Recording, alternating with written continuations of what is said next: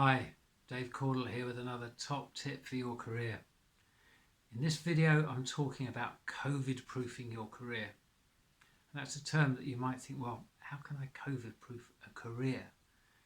Well, a lot of people I'm speaking to at the moment are worried about their careers. Some of them have lost their jobs already or been furloughed. That may be you. Some of them are just working really hard and thinking, is this what I want to do for the rest of my career?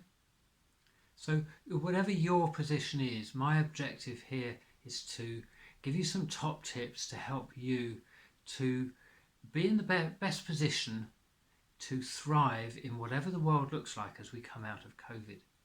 And it's likely to look very different to what it is now. But all we can do is have the skills and the agility to make sure that we're ready. So here's some top tips for you. My first one, which may be a little bit of a bizarre one to start with, is make sure you enjoy yourself. Right now there's a lot of people feeling under a lot of pressure. There are a lot of people working at home for the first time or working at home for the first time with other people in the house, and they're not setting themselves good boundaries between work and home. So it's really important that you do what you used to do in terms of taking a day off now and then, making sure that when you stop work, you stop work. Don't take it home, don't take it out into the living room. Take the weekends off unless that's what you're choosing to do to work, but create a pattern that works for you so that you can have some fun and enjoy this time as well as getting on with work or planning your future. So I think the next thing I want to talk about is just use it as an opportunity to sit down and review the skills that you've got, because you've got loads of skills, you've got loads of personal qualities, and to take this opportunity to really get detailed knowledge of them in a way that you can then articulate them will be really, really powerful to you. And I think there are other resources that I'm creating right now that will help with that. The one that's already existing is the 9 Days to Career Success course, which is free at the moment on the resources page of my website. So make sure you have a look at that. So review your skills, but also review what does an ideal job have to do for you. So look at maybe your current job, your most recent job, and think, what were the things that made it really good?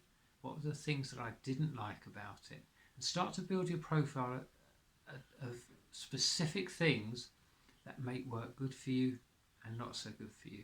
And think about more broadly than just what you do in your job. What else is important to you in terms of how it fits with your family, maybe locations, things like that. So by doing that, you're putting yourself in a really good position to be able to go to the job market or to be able to review your career and make a career move if that's what you want to do. Next point, manage your mindset. There are some great resources on that in the Career Cafe, particularly if you go, it's a Facebook group. If you haven't come across it before, it's called the Career Cafe. Just go along and ask to join it. There's an interview in there I did with Lisa Allen, who is an emotional intelligence expert, on the 23rd of April it was. So go and have a look at that. There's some great information there about managing your mindset and your emotional intelligence to help you not just through this pandemic, but to manage your career effectively in the future. And that stuff that we talked about in that interview is actually, this isn't just about your career, this is about stuff that will benefit you right the way throughout your life. So it's well worth going and having a look at that. Right, next point, update your CV. Why not? It's an opportunity now to put your CV up to date.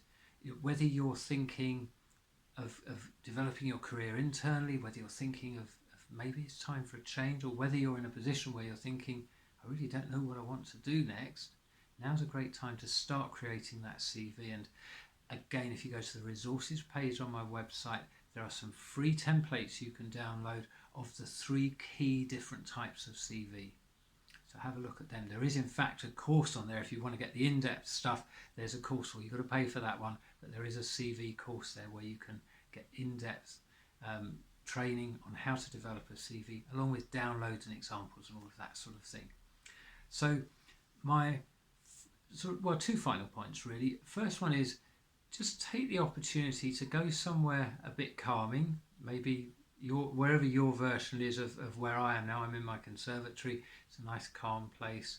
There's plenty of light, and it's a great place when I want to sit and review how is my career fitting in with the rest of my life.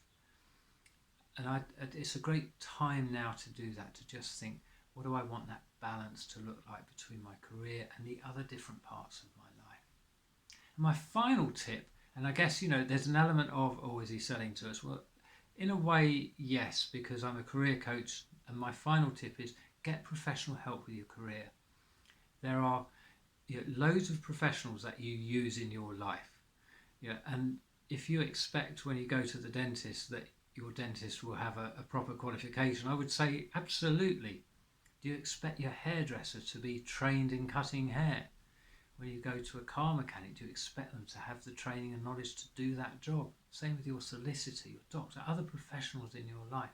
So why not use a proper professional when you're looking for help with your career? So the place to do that, obviously I'm one of those people, but to view the UK Register of Career Development Professionals, you can go to www.thecdi.net, and there you will find a full list of properly registered and qualified career professionals.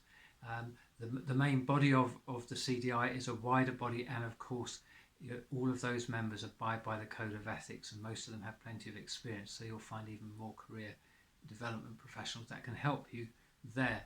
But I think once you've got those basic criteria covered, the next thing to do is to make sure that it's the right person for you. And most of us will want to have a chat with you before we work with you, because it's important from our point of view to understand, are we the right person to work with you for the thing that you want to achieve?